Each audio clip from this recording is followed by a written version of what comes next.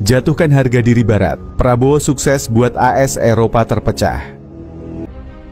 Di tengah dinamika politik dan ekonomi dunia yang semakin memanas, nama Prabowo Subianto, Presiden Indonesia, kini menjadi sorotan. Bukan hanya karena kepemimpinannya di dalam negeri, tetapi juga karena langkah strategisnya yang disebut-sebut telah mengguncang tatanan hubungan antara Amerika Serikat dan Uni Eropa, UE. Dalam waktu singkat, Prabowo berhasil membuat harga diri Barat terjatuh, memicu perpecahan yang tak pernah terbayangkan sebelumnya. Bagaimana bisa? Kuncinya ada pada sumber daya alam, SDA Indonesia yang melimpah, yang ternyata menjadi rebutan sengit hingga memunculkan permusuhan baru di antara negara-negara Barat. Mengapa Indonesia tidak boleh sejahtera? Mengapa Indonesia harus jual murah bahan-bahan yang kita miliki? Saudara-saudara, karena itu kita harus kuat, kita harus waspada, dan semuanya kuncinya adalah persatuan dan kerukunan.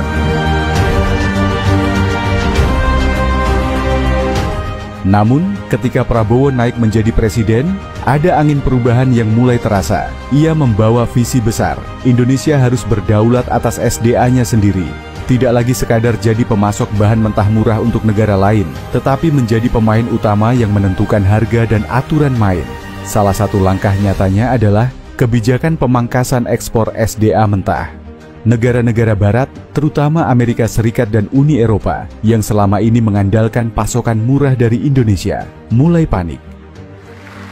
Jadi apa yang saya lakukan sekarang, saya katakan ini karena letak fondasi dasar kita, insya Allah akan berhasil membawa kebaikan kepada negara dan bangsa rakyat Indonesia. Tidak peduli saya disebut apa, yang penting hasilnya.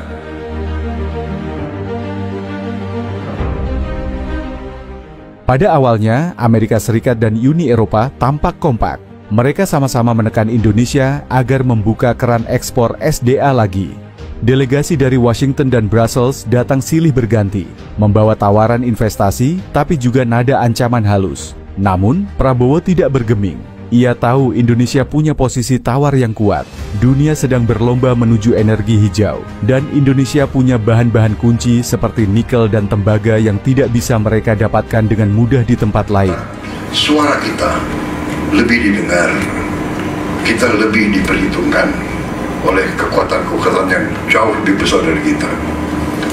Kalau bersatu, ASEAN itu kalau tidak salah 600 juta penduduk lebih, tidak kalah dengan Uni Eropa, tidak kalah. Dan seluruh dunia mengakui Southeast Asia as the region of growth. Perpecahan pertama terlihat saat UE menggugat Indonesia di Organisasi Perdagangan Dunia, WTO, terkait larangan ekspor nikel. Mereka menuduh Indonesia melanggar aturan perdagangan bebas. AS, yang awalnya mendukung gugatan itu, tiba-tiba mundur dan memilih pendekatan lain, diplomasi langsung dengan Prabowo. Washington menawarkan kerjasama teknologi dan investasi besar-besaran, berharap bisa mengunci pasokan SDA Indonesia untuk mereka sendiri. Langkah ini membuat UE geram. Mereka merasa dikhianati oleh sekutunya sendiri. Bagi negara-negara Barat yang selama ini menganggap diri mereka sebagai pusat dunia, situasi ini memalukan. Mereka terbiasa mendikte aturan kepada negara-negara berkembang seperti Indonesia. Tapi kini, justru Indonesia yang memegang kendali. Prabowo dengan gayanya yang tegas dan berani, berhasil membuat Amerika Serikat dan Uni Eropa terlihat lemah di mata dunia. Harga diri mereka jatuh, dan solidaritas transatlantik yang selama ini jadi kebanggaan mulai retak.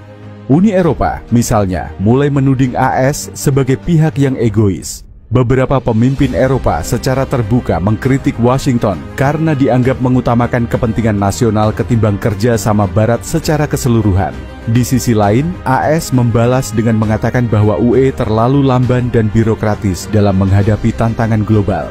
Indonesia dalam hal ini jadi pengaduk yang membuat panci hubungan AS-UE mendidih. Media internasional pun ramai membahas fenomena ini. Ada yang menyebut Prabowo sebagai master strategi yang memanfaatkan posisi Indonesia dengan cerdas. Ada pula yang menulis bahwa Barat sedang menghadapi krisis identitas karena tidak lagi bisa mengontrol negara-negara yang dulu mereka anggap bawahan. Yang jelas, nama Indonesia kini tidak hanya terdengar di Asia, tetapi juga jadi pembicaraan serius di meja-meja elit Barat. Keberhasilan Prabowo tidak hanya soal keberanian menutup ekspor SDA, tetapi juga kecerdasan dalam berdiplomasi. Ia tahu bahwa Amerika Serikat dan Uni Eropa tidak bisa sepenuhnya memusuhi Indonesia. Mengapa? Karena mereka masih butuh Indonesia lebih dari yang mereka akui. Prabowo memanfaatkan celah ini dengan membuka pintu negosiasi, tapi dengan syarat yang menguntungkan Indonesia. Misalnya, ia menawarkan akses SDA asalkan ada transfer teknologi dan pembangunan industri lokal. Di saat yang sama, Prabowo juga memperluas jaringan kerja sama dengan negara lain, seperti Cina, Rusia, dan India. Langkah ini makin membuat Amerika Serikat dan Uni Eropa khawatir. Mereka takut Indonesia akan berpaling ke blok timur, sehingga mereka terpaksa bersikap lebih lunak.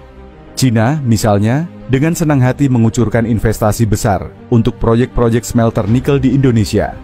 Hal ini membuat Barat makin terdesak untuk bersaing. Bagi sebagian orang, Prabowo adalah pahlawan. Ia membuktikan bahwa negara berkembang bisa berdiri tegak di hadapan raksasa dunia. Tapi bagi Barat, ia mungkin dianggap pengacau yang mengganggu stabilitas ekonomi global. Yang pasti, langkahnya telah mengubah cara dunia memandang Indonesia. Dari negara yang dulu sering diremehkan, kini Indonesia jadi kekuatan yang diperhitungkan. Tentu saja perjalanan ini tidak akan mulus. AS dan UE tidak akan diam begitu saja. Mereka mungkin akan mencari cara untuk membalas atau melemahkan posisi Indonesia. Tapi untuk saat ini, Prabowo telah menunjukkan bahwa dengan strategi yang tepat, Indonesia bisa membuat Barat bertekuk lutut. Harga diri mereka terjatuh dan Indonesia berdiri lebih tinggi dari sebelumnya.